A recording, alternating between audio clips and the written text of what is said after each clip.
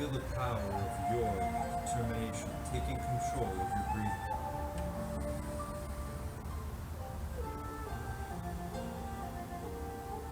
Feel the power of your presence, your gift right now in this moment.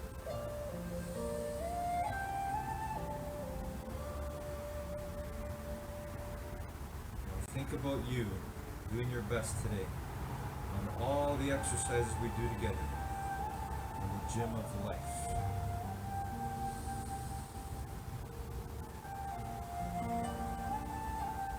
See, we are so powerful, we get to think, create, imagine in our minds, and make real in the world.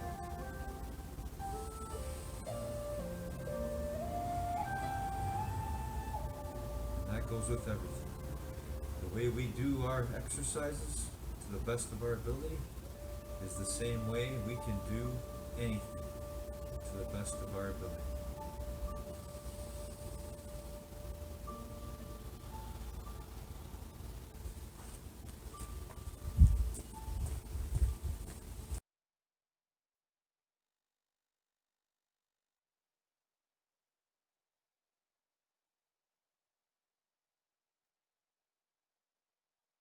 Get ready for your Fit 711 home workout powered by Fit 711. Let's get started in 5, 4, 3, 2, 1. Let's go.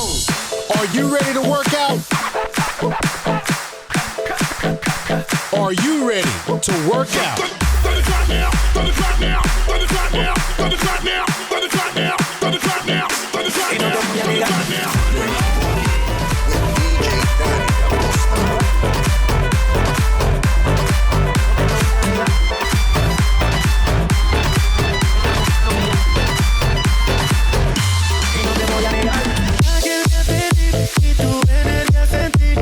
Solo te quiero lejos de mí.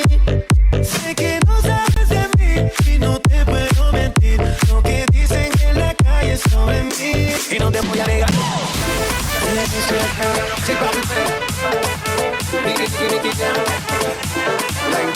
Pero encuéntrate, pasemos parte. Pero tenemos y te quito el respeto, dale otra vez y no te voy a negar.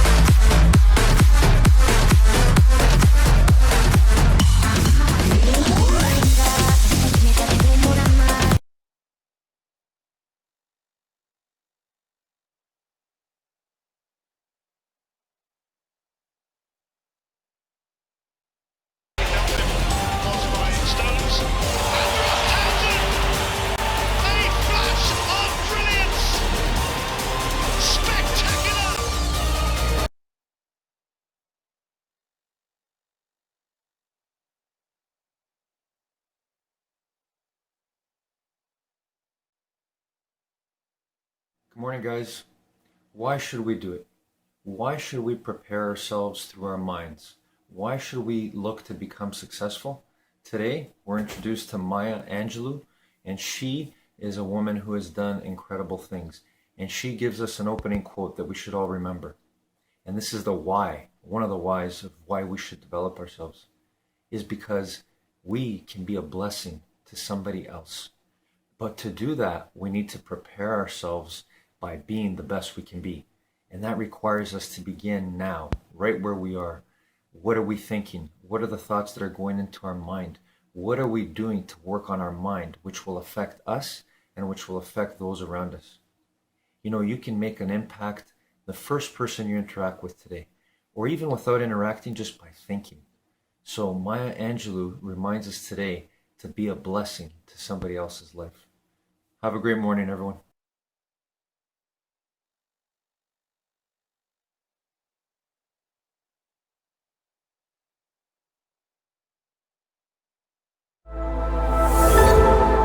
People ask me, Brendan, how do you deal with stressful situations so you don't freak out or have a ton of anxiety and fear leading up to them. Because maybe you have a big public speaking engagement coming up, or maybe you have that test at school coming up, or maybe you're about to have that difficult conversation with somebody that you wanted to say something to them, but you've been holding back, and you know it's gonna freak you out when you go to tell them the truth. Whenever we're in situations that we know are going to bring us stress, it really is on us to prepare our absolute best so that A, we deal with them well and we can actually enjoy the experience or go through the experience without freaking out. But B, we don't freak out the energy of everybody else, right? Because in all of the storms of life, it is our job to be the calm amid the storm. But that's hard, and that takes skills, and that takes training. So I got 4 big ideas for you in this Brendon Show episode. Number 1, always anticipate and ask others how to deal with stressful situations. I know that's a no-duh one, but most people do not do that, right? You're about to go take your first SAT test ever. What do? Well, you study, you go and you take it. But that's gonna be a stressful situation. Why wouldn't you first anticipate, wow, that is gonna cause a lot of anxiety for me. The days before, the day of, I'm gonna be freaking out, waiting for my scores. Why would you not ask people who've already taken it? What did you do the day before the test to calm yourself down, to get yourself ready? The day of the test, what did you do when you went in there? Did you have a certain breathing pattern? How did you calm yourself down? What did you tell yourself so that you could deal with the situation? Right? Same thing. You're about to go have a difficult conversation with your spouse or your partner, the person you love. Why wouldn't you ask other people who you know, be like, hey, I'm about to have this difficult conversation. Have you ever had a conversation like that? Oh, what did you say? How did you bring it up? Like the idea that so many people in this world go into every day bumbling into it, I feel sad for them. They're living a highly reactive life and they're setting themselves up for incredible failure. Because if you don't anticipate the emotions that you're going to have in stressful situations, I promise the situation is gonna win, not you. So always anticipate, okay, this is gonna be hard. This conversation, this test, this day, this thing, it's going to be hard. Anticipate, it will be hard. Now, who has gone through it before, who I can ask how they dealt with it? That's the first strategy. Second strategy, I need you to make a pre, during, and post stress management plan.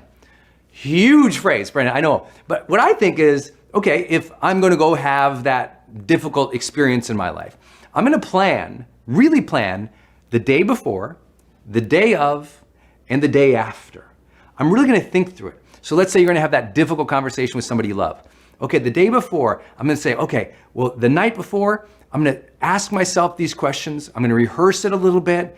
The morning of, I'm gonna breathe. I'm gonna close my eyes. I'm gonna visualize it going just fine. Everything's gonna be fine. If they say this, I'll say that. In other words, I'm gonna role play it in my mind over and over and over again during the day. And then afterwards, oh, how would I follow up with them to make them feel good?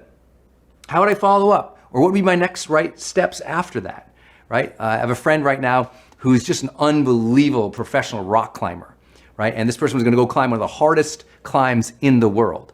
And I said, man, that would terrify me because I hate heights. How did you prepare for that? He says, oh, well, my regular routine is like this. I said, yeah, but what do you do the day before? And he had like 5 or 6 things he did the day before to get himself mentally and emotionally and physically ready, including doing a lot of mobility training, a lot of breathing and calming activities, a lot of visualization, going over his notes about where each hold was. It was unbelievable. The day of, that morning, he got up, he went through a very basic routine. He'd been running for weeks and weeks and weeks and weeks, but he added on other little elements too that he knew he was gonna do in advance, including calling his spouse and saying, I love you, honey, because he's about to climb up a mountain.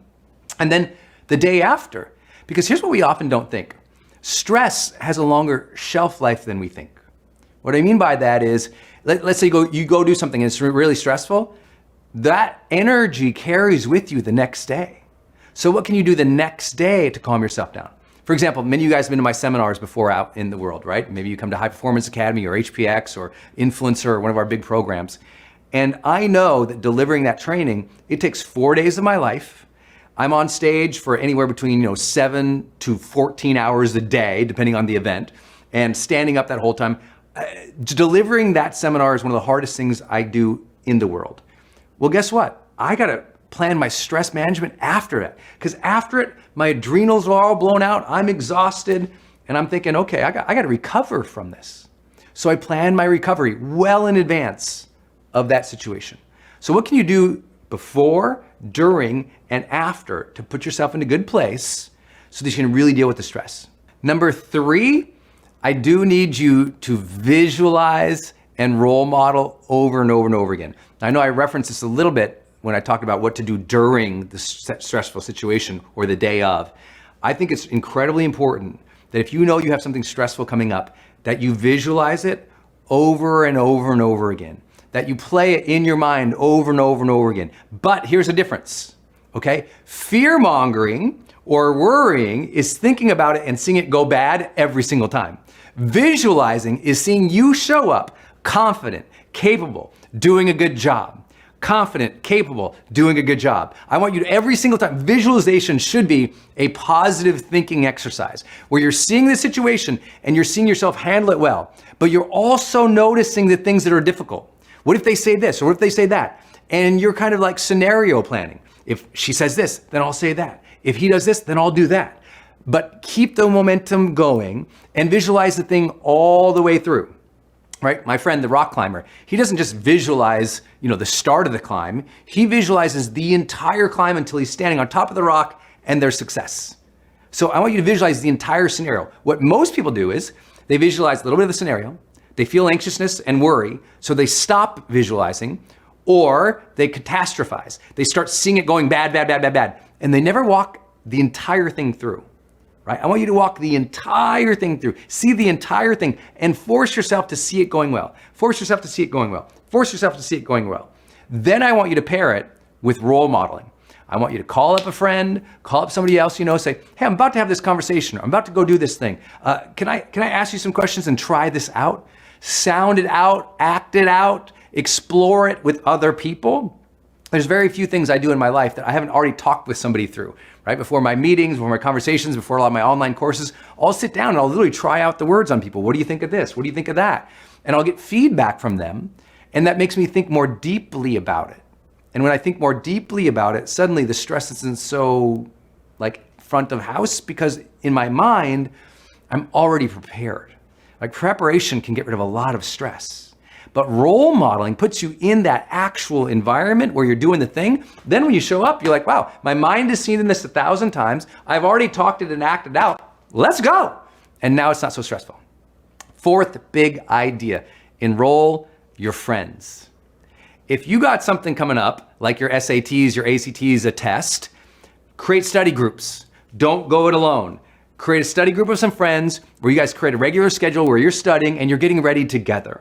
Right? That camaraderie of things. Same thing, if you're gonna go run a marathon, it's gonna be this big scary thing. It's your first marathon ever. If you've been running with a group of people, they know by science that no doubt you will perform better and less anxiously because you've prepared with other people.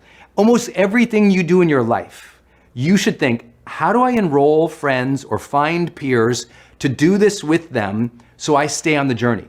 When you have friends or others involved, we know from social sciences that you're more likely to stay committed, stay consistent, and succeed. But guess what? We're in a society of selfies where we only think of ourselves and we only, because we're scared to ask for help or be vulnerable and say, I don't know, we do everything ourselves. And everything I ever do, I literally sit down, here's my goal list. Anytime I write down goals, I don't just write down, when's it gonna happen? What's my next step? What's the deadline? Instead, I also write next to it and I say, who can I enroll with me on this goal? Get people enrolled with you in your goals, get people enrolled with you so you can role play with them, ask, participate, go through it with them. It's not so scary. I know you know this if you've ever been to the county fair. I'm from Montana, so we always had the county fair and there would be these big, huge, scary rides when I was a kid. I never went on a ride by myself as a kid. Never once. I'd go grab my buddy. I'd like, hey, you're coming on with me. He'd go, what are you kidding? I'm not gonna. He didn't want to go. I didn't want to go. But when we said, let's go together, we got on that zipper. We got flipped around and kicked around and we loved it. And we only did it because we did it together. You will face greater stresses and greater fears when you go at it together.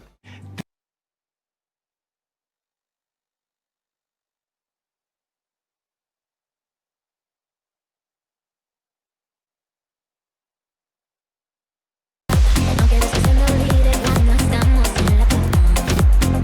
A mí me gusta que me dejes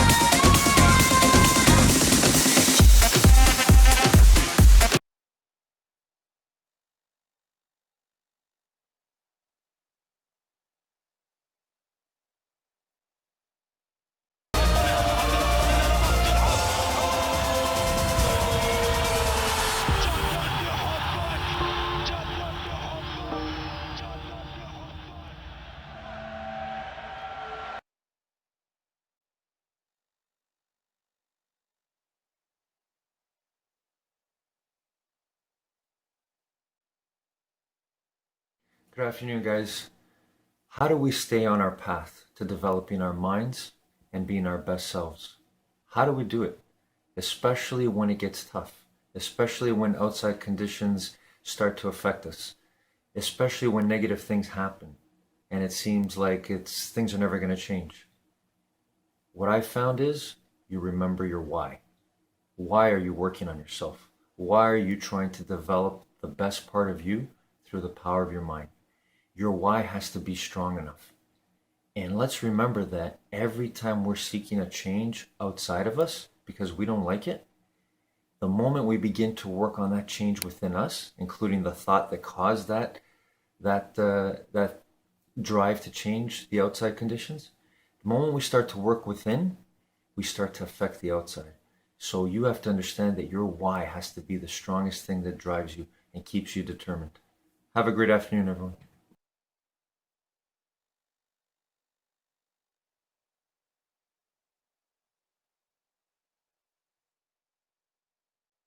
Let's say your goal is to be widely known and to impact people's lives with your music. You can visualize it. Oh, by the way, when you visualize a goal that you want to achieve, it's not in the future. This is to do with manifesting. When you want to manifest something, it doesn't work very well when you think, I will be famous, I need to be famous, I want to be famous. Not good for manifestation. If you want to manifest something, you have to start with it. The foundation for manifestation is always the present moment. It's not the future. It works very simply. Jesus explained it in one sentence, just one sentence. Whenever you pray for something, believe that you have received it and it will be given to you. Now the key is that he did not say believe that you will receive it, because that puts it into the future.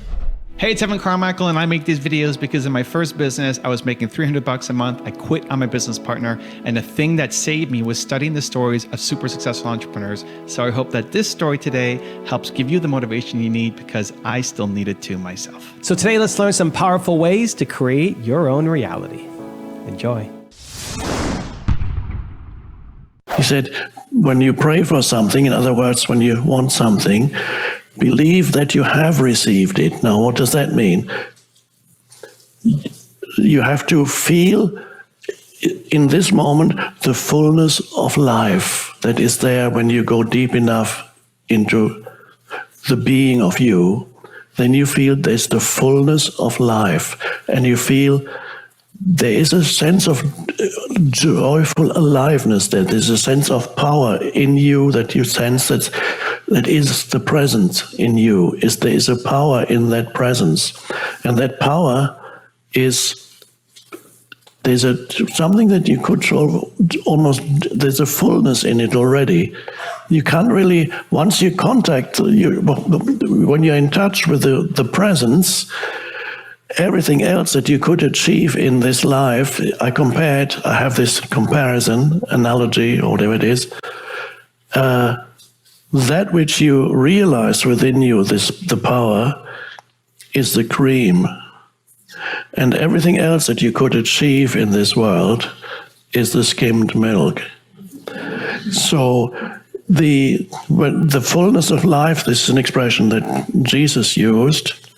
He said, and these are all got together, he said, I want you to have the fullness of life. In some other translations, he says, I want you to have abundant life. Now, abundant does not mean lots of things, because that would mean that shopping malls are the kingdom of heaven. So, abundant life does not mean abundance as many things. That abundance is a deeper place of a sense of intense aliveness, the fullness of life that you feel within you, that is abundant life. Presence, to feel the life that you are, the consciousness that you are. Out of that, everything comes. That's the fullness of life, or abundant life. You feel it in this moment. And then, if you then want to achieve something, you bring a vision, what you want, and to let it merge with that feeling. Let's say you're a great musician who's reaching millions of people, and you see yourself as this great musician reaching millions of people, but not in the future. How does this great musician feel once he has reached or she has reached millions of people? This is exactly how it feels.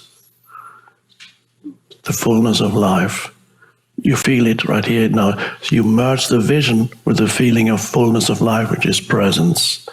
And then that's manifestation. Way number 2 is embrace your own power with Greg Braden. When it comes to an affirmation, affirmations can be powerful, and for some people they're not. And a lot of people say, well, you know, if the affirmation is so powerful, how come I'm not experiencing the effect? What scientists tell us is the average human speaks to themselves, consciously or unconsciously. We have thoughts spinning around in our brain, about 60 to 80,000 thoughts per day. Some of those thoughts are the words to the songs, and they are the affirmations. Neuroscientist Andrew Newberg tells us, Newberg is his name, I'm sorry, in his work that a single word has the power to change the genes that create stress or relieve stress in our lives. He's telling us that something within us has the ability to shift to the very core of our expression. So we know that words are powerful. The key to a successful affirmation is that we must communicate with the subconscious part of our mind, number one. Number two, we must communicate in the language that the subconscious recognizes.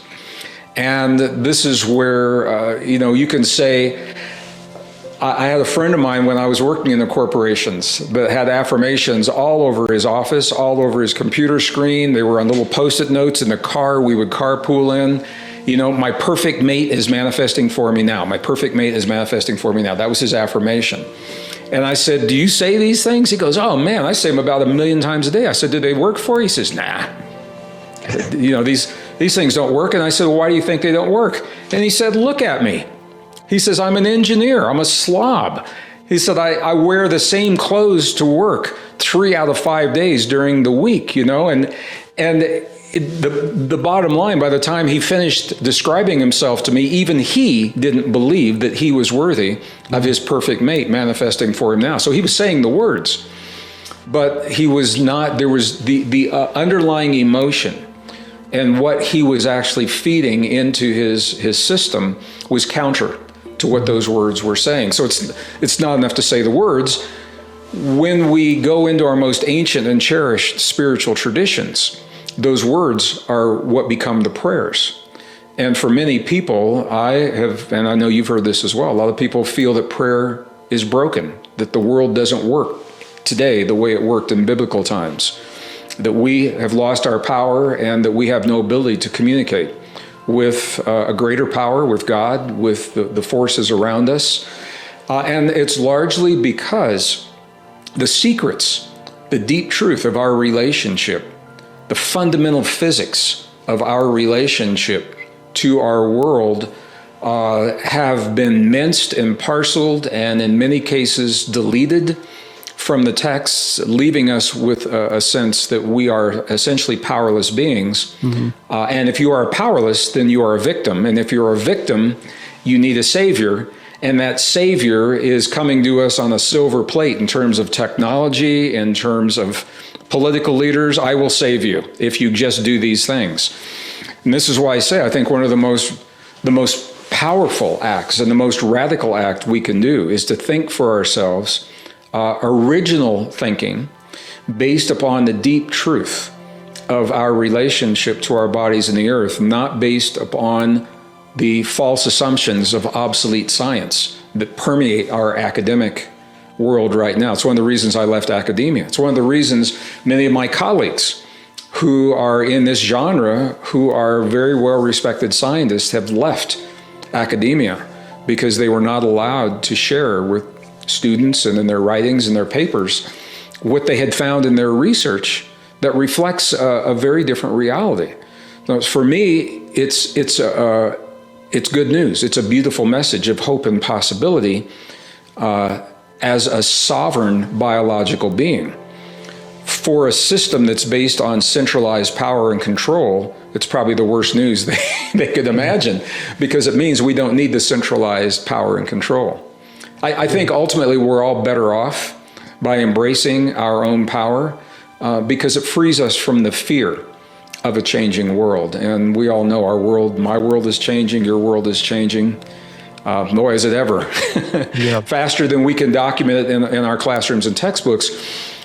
But the change isn't necessarily bad until we compare it to what we've known in the past, and this is where the fear comes in. So the new discoveries helping us to understand we are part of rather than separate from our world. And this is where the affirmations come in. So I was at the CERN superconducting super collider in Geneva, Switzerland, where the physics experiments that are revealing what happened moments after our universe began. They recreate the beginning of our universe, and then they're able to document what happened then to create the laws of physics that we are experiencing, that we're living under right now.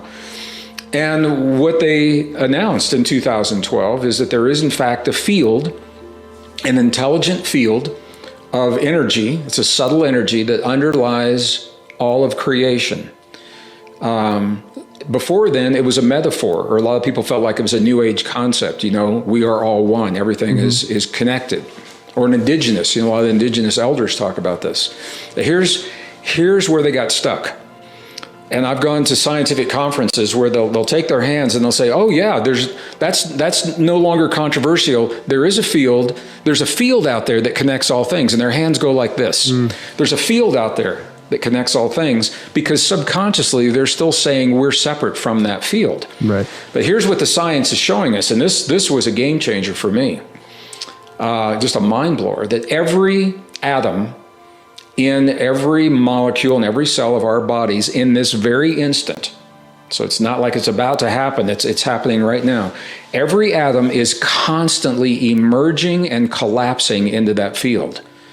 And what that says to us is that we are the field. It's not the fields out there. We literally are wrinkles. We are disturbances in this field, this body that is held in place by a conscious awareness as long as I'm breathing on this earth. I am a disturbance. I'm a localized wrinkle in that field. And what that means is that if I want to bring about change in my world, I don't have to force a change out there. I become that change. And as I have become that change, the field is now reflecting what it is because I'm part of the field. So it's a subtle, but it's a very powerful way, very different way of thinking. You're not imposing change on the world around you. You are becoming the change.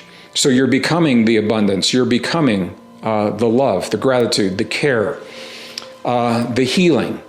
You're becoming those things, and that is very different. We're conditioned to ask for them, to plead for them, because we're led to feel powerless in our lives, when in fact there are modalities of ancient prayer that were edited from the religious texts in the 4th century by the church. They took out the information helping us to understand this deep relationship, leaving us powerless. And affirmations are essentially a form of prayer, or prayer is a form of affirmation, however you want to look at it, where we are communicating.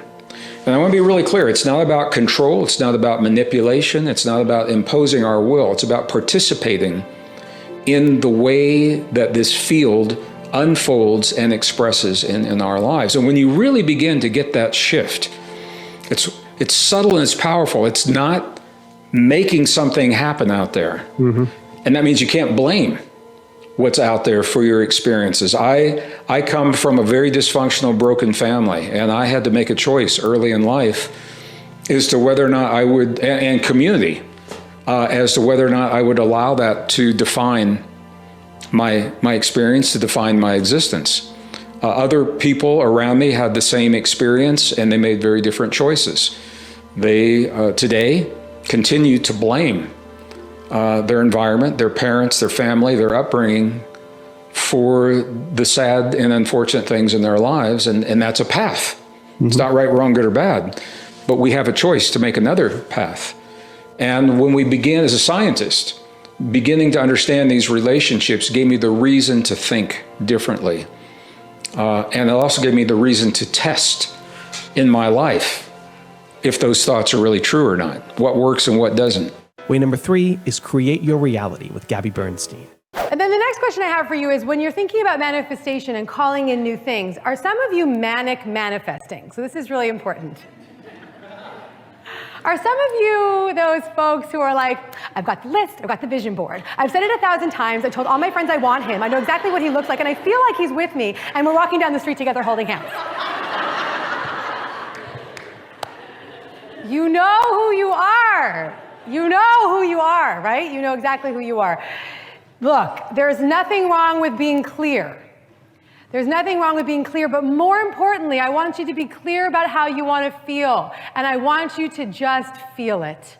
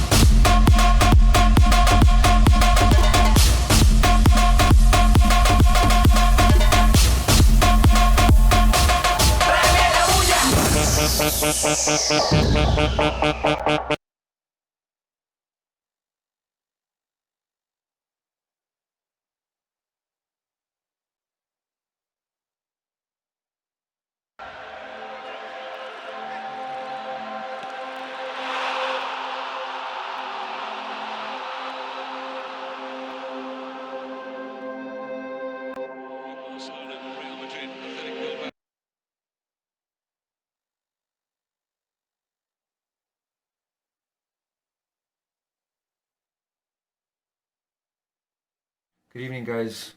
As we live each day and try to become the best we can be on our path, we have to remember what a blessing we can be in the most simplest of things.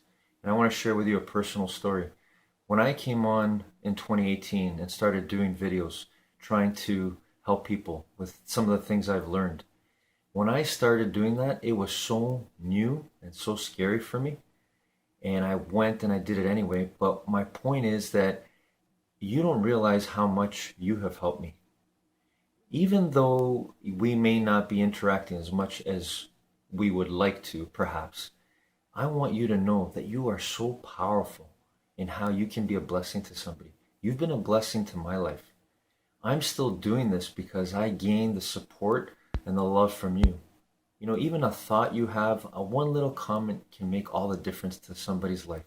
So let's remember that as we continue. Have a great evening, everyone.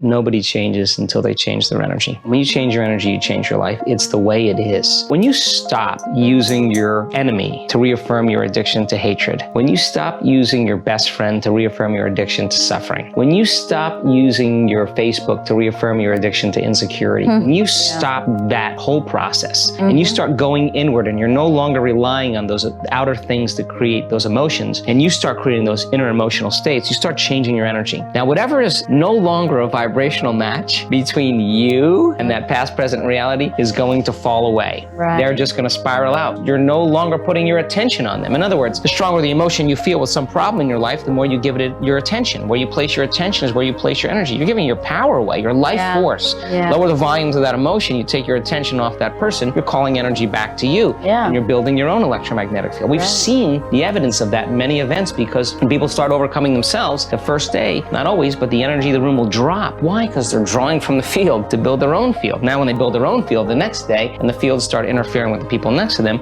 whoop, the energy in the room just keeps going up. So now there's no longer a vibrational match between you and your coworker. Be prepared, because that old known thing is going to fall away because you're no longer emotionally and energetically connected to it. So then when you get in that state, it's not a time to try to put it back together, because at the same time these things are unraveling and they're moving towards chaos, and chaos is just unpredictable order. Right. It's novelty, the newness of an experience that you can't predict is chaos. If you apply the formula, and all potentials in the quantum field exist as electromagnetic potentials. They are possibilities. When they begin to synchronize coherently, your brain and heart, you get a strong Wi-Fi signal, because now you're putting out a very laser coherent signal. Right. When there's a synchronization between your energy and that potential that exists in the future, but it really exists in the present moment, because that's where they exist in the quantum. Now you start to see synchronicities in your life, and those are breadcrumbs from the field, like keep going, you're on to something. Need motivation? Watch a top 10 with Believe Nation. Hey, it's Evan Carmichael, and I make these videos because in my first business, I was making $300 a month. I quit on my business partner, and the thing that saved me was studying the stories of super successful entrepreneurs. So I hope that this story today helps give you the motivation you need, because I still need it too myself. So today, let's learn from one of the best, Joe Dispenza, and my take on his top 10 rules of success. Enjoy. Rule number 2, develop brain coherence. When the brain starts functioning in a level of order or coherence, more neurons are recruited and bigger communities, and that kind of holism that's created is so important. The other thing we realize is that when people really heal their heart, they heal their mind. Like I have no doubt about that. You cannot do one without the other. And when there's enough energy in the heart, and we've seen this, we've got the technology to see that when the heart starts working, when people start doing it properly, there's this low frequency in the heart that starts to rise. It's only indigenous to the heart because they have their attention on it. Where you place your attention is where you place your energy. So they're filling the gas tank up, and when it gets to a certain point, here comes the parasympathetic nervous system saying, get out of the stress response, get relaxed, and then all of a sudden you think that would be over. But it's not. Then the parasympathetic nervous system drops down and the sympathetic nervous system comes up. And when the sympathetic nervous system comes up, now the person's relaxed and awake. Like they're really relaxed in their heart and they're really awake in their brain. That state is so much better than being stressed out and unconscious and in a program, right? So turns out when you get to that state, when the heart starts informing the brain, it resets the baseline for the trauma that's stored in the brain, in the amygdala. It's informing the brain that the event is over. Because the emotion that they're feeling is dragging the body out of the past, right to the present. And when they feel that glory, that really rich feeling where it's like, oh my God, this is something I haven't felt since I was 9 years old or 6 years old. And it's this familiar feeling in their heart, the words many people use, blows wide open. When they look back at their past, their trauma, the loss, the betrayal, the abuse, sexually, physically, emotionally, so many times the person doesn't want to change one thing. Why is that? Because it brought him to this moment. And now the moment is okay, and all of that's okay because I'm okay. And they look back at their betrayers and their abusers, and they have nothing but compassion. They see the whole thing. They're seeing their past from a greater level of consciousness, right? So now that it resets the baseline, and the event is over, and there goes the endometriosis. There goes the suicidal tendencies. There goes the rashes. There goes the gum disease. Whatever it is, just the body gets an upgrade. It's no longer believing it's in the same trauma, 24 hours a day, 7 days a week, 365 days a year, because they're living unconsciously or subconsciously in that emotional program, right? So then what happens to that person? They belong to the future now. They no longer belong to the past. And so it's almost like they don't even have to do much now. It's almost like they're happy for no reason. And they're okay with themselves. Yes. And when you're okay with yourself, you're okay with everybody. That's just the way it is, right? Rule number 3, stay away from stress. When we see these very, very high degrees of energy in the brain at the same time, we're seeing a high level of order. Now, not just a little order, not a lot of order, like a supernatural amount of order. When you say order, Joe, do you mean the coherence between the brain and the heart, or what do you mean by order when you say that? Okay, so if you're late for an appointment, you got to pick your kid up, there's 10 texts you have to answer, and something went wrong at the office. The arousal of the stress hormones causes us to move into that primitive nervous system of survival. And when we're in stress, we're trying to control, we're trying to predict, we're trying to organize our life because that unknown is, something can go wrong, it's unpredictable. So we shift our attention to one person, to another meeting, to another place we have to go, another time, another thing we have to do, and every single one of those elements has a neurological network in our brain because you've experienced your wife, you've experienced your coworker, you experienced your pain in your back, your cell phone, whatever. You have a relationship with everything physical or material. And it's mapped neurologically in the brain. In fact, the neocortex is really a record of the past, right? So the arousal of those stress hormones causes us to shift our attention to all of these different elements, and we activate those circuits. And like a lightning storm in the clouds, the brain starts firing very incoherently. And when the brain is incoherent, we're incoherent. And when the brain isn't working right, we're not working right. At the same exact time, you're sitting in traffic. You can't really run. There's nowhere to run. You can't really fight. There's no one to fight. And, you can't really hide. And so the arousal of this primitive nervous system causes the heart, its rate to increase and a respiratory rate to increase because that was the mechanism of survival. If you're being chased by T-Rex, you better increase your heart rate and your respiratory rate. So now the heart rate and the respiratory rate are increasing, but you're not running, fighting, and hiding. There's a physiological change in your body for emergency. Yeah. And you're taking all this vital energy that you would use for growth and repair, for long-term building projects, and you're tapping all the body's resources, and you're turning it and converting it into chemistry, right? So now the heart is racing, but you're not using that energy, so it's pumping against a closed system. And it causes the heart to start firing very incoherently. And that's when you stop trusting. That's when you stop loving. That's when you stop communing. That's when you stop cooperating. That's when you stop really creating or thinking about possibilities. Not a time to learn, not a time to go within. And so people spend the majority of their time living in the state. And in that aroused state, those chemicals heighten our senses. And we narrow our focus on the material world because that's where the danger is. If something's behind the big rock and you hear it moving and it's dark at night and you're walking, you're going to freeze and you're going to narrow your focus, and the arousal is going to heighten your senses.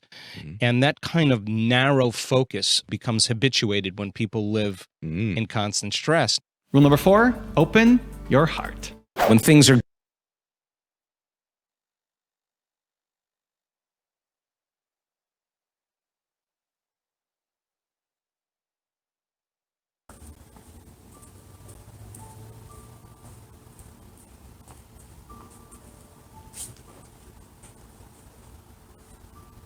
And let's bring it back. Let's connect our breathing. To our body, to our mind. to our energy.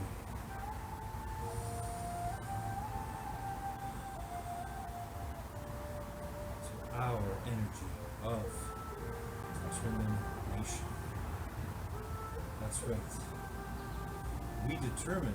We don't choose and lose, give up, believe lies, give in to fear. We don't do that. We don't give in to anxiety, stress, things that are not the truth of who we are.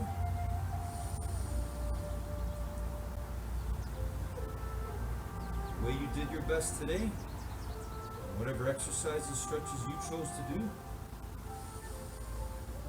it's the same process you get to use here, now, and wherever you go.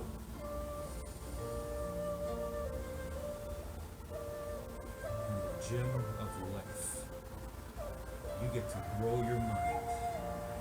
You get to grow your mind health and your mind wealth.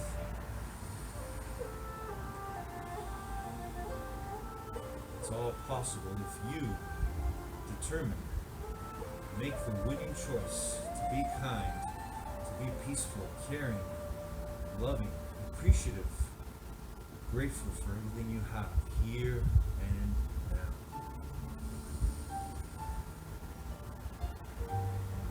I'm so grateful for my breath right now.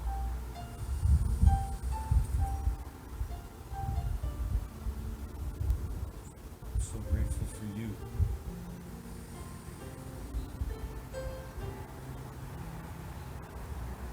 I'm so grateful for our being, what we all truly are.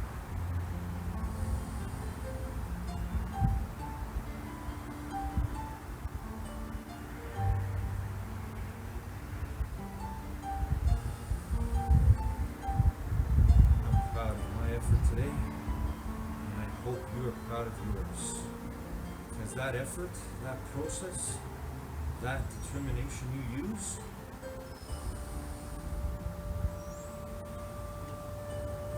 it's available to you all the time.